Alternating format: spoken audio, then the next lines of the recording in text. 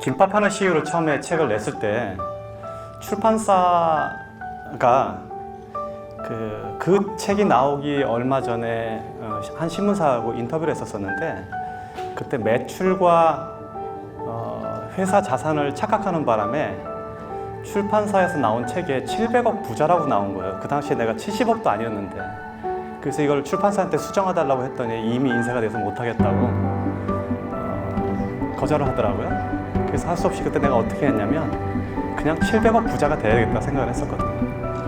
그래서 그 이후 얼마 안 돼서 실제로 700억이 넘는 자산을 가지면서 그 책에 적힌 그대로 실현을 한 적이 있어요. 우리는 보통 돈을 많이 벌면 부자가 되는 줄 알죠. 그게 일반적으로 사람들이 생각하는 방법이에요. 돈을 많이 벌어야지 부자가 되는구나라고 생각을 해요. 근데 실제로는 제 주변에 부자 거지들도 엄청 많아요. 몇 가지 돈에 대한 오해하고 있는 다른 능력들이 있어요. 첫 번째는 돈을 버는 능력, 돈을 모으는 능력, 돈을 쓰는 능력, 돈을 굴리는 능력, 유지하는 능력. 이것은 다 각기 다른 능력이에요. 이게 각기 다 다른 능력이라는 걸 이해해야 돼요. 그리고 돈을 많이 벌면 행복할까요? 돈을 많이 번다고 실제로 반드시 행복하지는 않아요. 그거는 사실이에요. 그런데 이거는 비유를 하자면 기름진 밭에 뿌려진 씨앗 같아요. 여기서 기름진 밭은 돈을 말하고 씨앗은 행복을 말해요.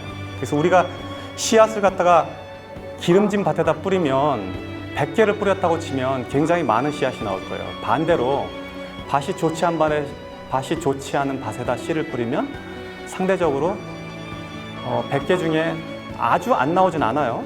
한두 개씩 나옵니다. 그렇지만 상대적으로 숫자가 적을 뿐이에요. 그래서 돈이 많으면 일반적으로 행복을 유지하는 데 굉장히 유리해요. 돈은 중력과 같아요. 중력은 무게가 무거우면 무거울수록 주변에 다른 것을 끌어들이는 힘이에요. 중력이, 즉 돈이 많으면 많을수록 다른 돈을 끌어들이고, 그 돈의 무게감이 크면 클수록 다른 돈을 끌어들이는 힘을 갖고 있어요. 돈은 처음에 1억을 모을 때 100의 노력이 들어갔지만 두 번째 1억을 모을 때는 90이 들어갈 수 있어요. 그 다음에 세 번째 1억을 모을 때는 80이 들어가요. 같은 방식으로 계속 이어지다 보면 나머지 9번째, 10번째에서는 10의 노력도 안 들어도 돈이 느는 거예요. 이게 돈이 갖고 있는 중력의 힘이에요. 그러면 이거를 숫자로 계산하면 제 느낌은 어떠냐면 1, 2, 3, 4, 5, 6, 7, 8, 9, 10 이렇게 돈이 늘어나는 게 아니라 1, 2, 4, 8 순식간에 10 이렇게 됩니다. 그러니까 그렇게 돈이 늘어나는 거예요.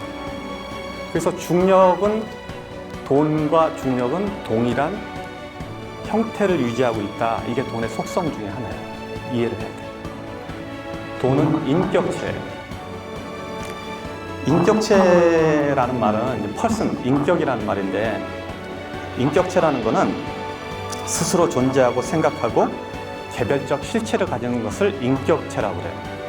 돈을 인격체로 받아들여야 돼요. 자, 인격체란 뭐냐? 인격체로 돈을 이해하면 돈은 어떤 형태를 보이냐? 여러분들이 돈을 보는 시각이 완전히 바뀔 거예요. 그러면은 큰 돈은 어른이고 작은 돈은 아이가 됩니다. 돈은 감정을 가졌어요. 돈은 생각을 해요. 그리고 또 돈은 자기가 좋아하는 데가 있고 싫어하는 데가 있어요. 그리고 돈은 헤어지는 것을 싫어하고 함께 모여있는 걸 좋아해요. 돈은 그래서 몰려다녀요. 작은 돈을 함부로 하면, 바꿔 말해서 어린아이를 함부로 하면 그 엄마가 우리 가게에 올까요? 아니면 그 엄마가 내 친구가 될까요? 안 오지. 싸우잖아. 그리고 밖에 가서 소문낼 거 아니에요. 그러니까 작은 돈을 함부로 낭비하면 큰 돈을 모을 수 없는 것은 당연한 이치예요. 그리고 돈은 감정을 가졌어요. 그래서 여러분들이 돈을 벌었는데 이 돈을 아무 데다 함부로 쓰잖아요.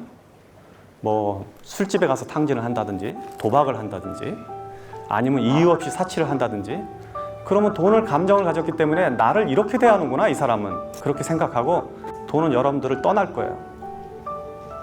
왜냐하면 돈은 자기를 갖다가 하찮게 대하는 사람들을 옆에 두지 않기 때문에 그래요.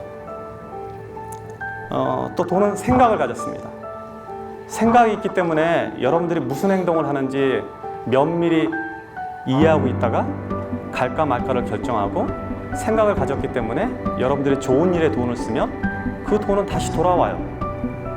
그래서 큰 돈은 작은 돈은 아껴야 되고 큰 돈은 제대로 보내줘야 돼요. 이게 돈을 쓰는 방식 중에 하나예요. 일정하게 들어오는 돈은 불규칙한 돈보다 힘이 세다. 일정하게 들어오는 돈은 일정하게 들어오는 것 자체가 어마어마한 힘이에요. 일정하게 들어오는 돈은 한 번에 몰려다니는 돈보다 힘이 세요.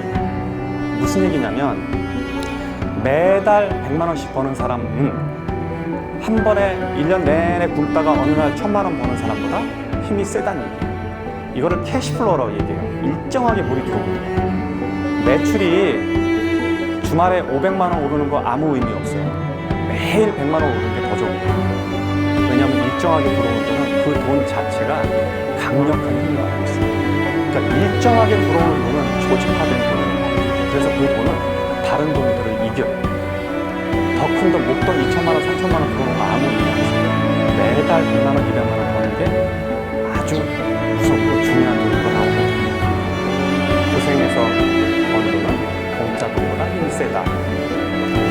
돈은 같은 100만 원이라도 혹은 같은 1000만 원이라도 그 숫자는 가치는 지금 현재 보여지는 가치는 동일하더라도 그 돈이 벌어진 과정에 따라서 그 돈의 무게가 틀려져요. 여러분들이 고생해서 버는 돈은 돈의 가치가 무게가 100kg라 그러면 누가 준 돈은 1kg도 안 되는 거예요. 그래서 가볍게 날아가요.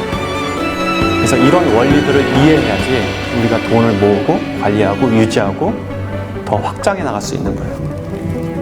이게 여러분 청년들이 자꾸 실수하는 게 있어요. 이게 마중물 같은 거예요, 모든 게. 내가 젊은 나이에는 젊어서 어떤 경험을 쌓고 이렇게 인생을 전체를 죽이지 않는 것도 되게 좋은 일인데 자본이 모이거나 아니면은 마중물처럼 뭐가 올 때까지는 좀 노력해야 돼요. 좀 유보하고 노는 게 맞아요. 그리고 그렇게 하라는 이유는 뭐냐면 젊은 친구들은 특히 내가 이 세상에서 나 스스로 존재해서 살아남을 수 있는 걸 증명해야 돼. 이거 굉장히 중요한 일이에요. 오늘은 그 질문이 안 나오는데 좋아하는 걸 할까요? 잘하는 일을 할까요? 맨날 이렇게 물어본단 말이에요. 상관없어. 돈 버는 일을 해야 돼. 내 스스로가 존재해내줘야 돼요. 이 세상에서. 그러고 난 다음에 자기 좋아하는 거 하면 돼. 나는 내 급여도 못 만들고 내가 부모님한테 돈 용돈 받아서 쓰고 와이프가 어떻게 해. 이건 아니에요. 이거는. 그러니까 존재하는 거를 증명할 때까지는 최선을 다해야 돼.